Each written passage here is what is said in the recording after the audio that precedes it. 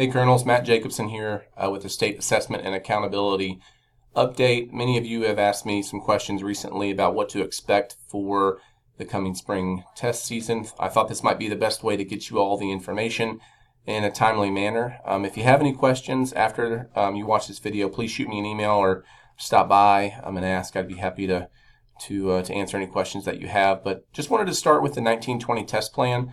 If you could just focus your attention on the 10th and 11th grade column here, and you'll notice the big thing right off the bat, if you're familiar with testing, is we have some new tests. So our ACT test taken by juniors in the past has accounted for 3 of our proficiency measures. So ACT has always accounted for our college readiness scores, part of that for our juniors, and recently, in the last 2 years, it has also accounted for our math and reading proficiency numbers. So they pulled the math and reading scores on the ACT on those specific tests, and that's how they calculated our proficiency scores for our school. So that's changed. Now our sophomores will be taking a reading and math operational assessment in the spring, and those tests are how the states will pull our proficiency numbers.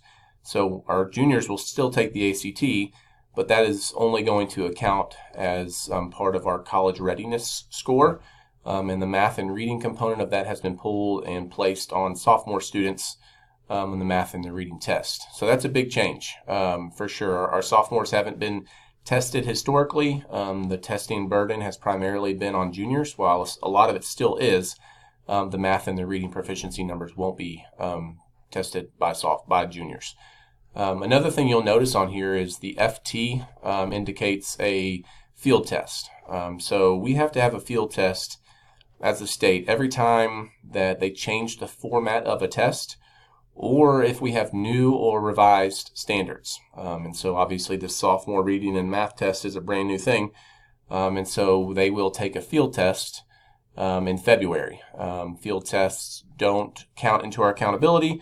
It really is just a way for the state to make sure that the test format works and to see how students do with new or revised standards being assessed. As we move down, you can see juniors will still have the science operational tests that they had last year. We will still take on-demand writing for juniors. Juniors will still take the ACT. And then you can also see here that we have a couple more field tests this year, and this is for our juniors. I believe we have new or revised writing standards, so there will be a field test for the revised standards. And then there's a new test that we will start next year for editing and mechanics. And juniors will take that one as well, and so since it's a new test, we have to do a field test. So that seems like a lot of testing. It's going to be a little bit better than we think, and I'll explain that here in just a few minutes. But just wanted to give you all a good look at what to expect. Another thing here is the green shading. As you can see, the only test that we don't take on Chromebooks through the TestNav software is the ACT, and that's going to stay like that maybe for a few more years. We have the option as a school to do online testing with the ACT. I definitely think it's something to consider, but I also, want to make sure that we can guarantee ourselves that we're not going to have any technical difficulties that morning, and I can't do that yet. So paper-based is the best way to go for now. The field test dates. So the operational tests that you saw up there indicated by the X's, those have to be given in the last 14 days of school. And so until we're kind of out of our winter season, we know how many snow days and what our last day of school is, count back 14 days, and all of those tests have to be taken in those last 4 days. So generally falls right in between the end of AP testing and the beginning of, our last week finals exams. So February 26th to March 6th, that's when our field tests will be taken. You can see the timing right here. Now this is guidance, timing guidance, and so there's not a strict time on these assessments. On-demand writing takes a little bit longer. There will be some accommodations, as you may have seen on a couple slides ago, for students who have IEPs or 504s or EL plans, but timing is not an accommodation because while it says 60 minutes on there, the instructions are if students are still working to continue to let them work. part of a field test is, is figuring out how long the allotted test needs to be. And so we can give over the 60 minutes if needed.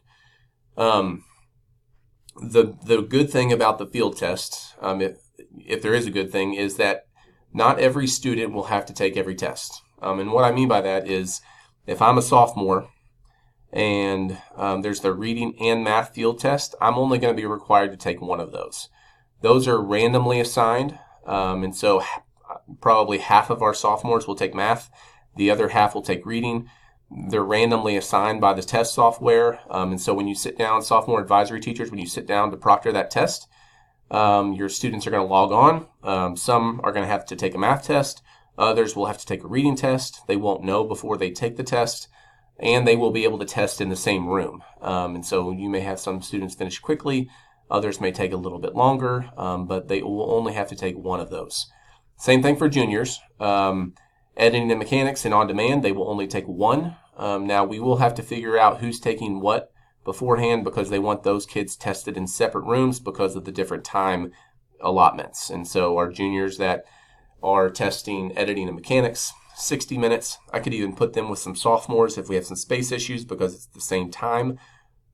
Juniors taking on-demand writing will take the 90-minute test. The important thing about field tests in February and early March is at the conclusion of those tests, students will be required to take the quality of school climate and safety survey.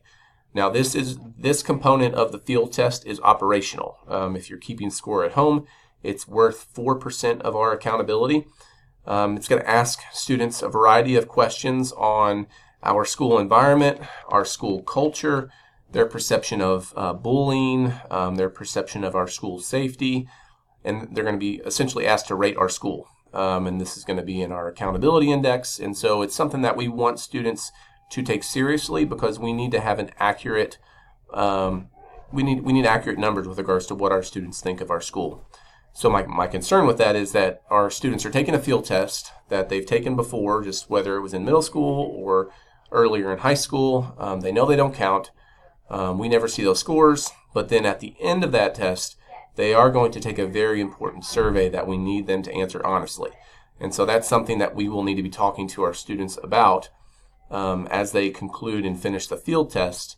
You're going to take the survey, and it's important that you're honest and you give an accurate assessment of how you feel about our building. So that part of the assessments in February and early March, whatever days we do them, that will be important for students. Lots of questions about our new social studies standards. Initially, it was planned to have a field test this coming spring with the other field test.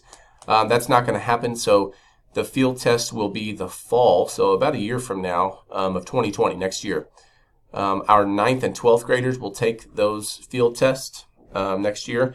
The reason why it's 9 and 12 is because this year, this current school year, as 8th and 11th graders, these students were taught the updated standards, new standards, and so that is why they're being tested next fall.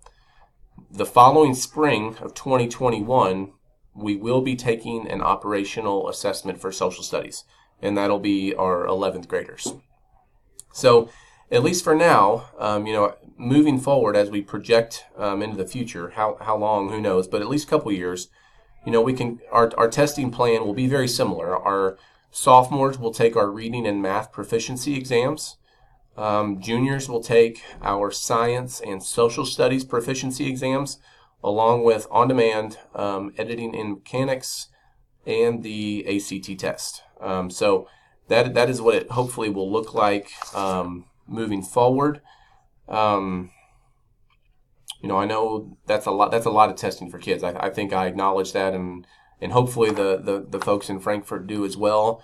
I hate that we give so many standardized assessments to our students. But right now, there's not a whole lot that we collectively can do to change that. And so, we want to work to make sure our kids are prepared for these assessments. Make sure we're doing what we can in the classroom every day to prepare them for those. But also, we know that kids are not a test number, or they're not a score on a test, and that's not how we see them. And so at the same time, while we're preparing them for these tests, we want to make sure that we are also, hitting the essential standards and the things that are important down the road as well in your classes. So thank you all so much for your hard work. Appreciate the work you do every day. If you have any questions, comments, concerns, please stop by and see me, and I'll answer what I can. Definitely. I hope to make the field test in February and early March. I hope to have that schedule out right after the Christmas holiday, and hopefully with the flexibility that we have with regards to the long window and the fact that only each kid only has to take one test, we can create a testing schedule that does not greatly disrupt our school day. So again, thank you all so much for what you're doing for our kids, and have a great afternoon.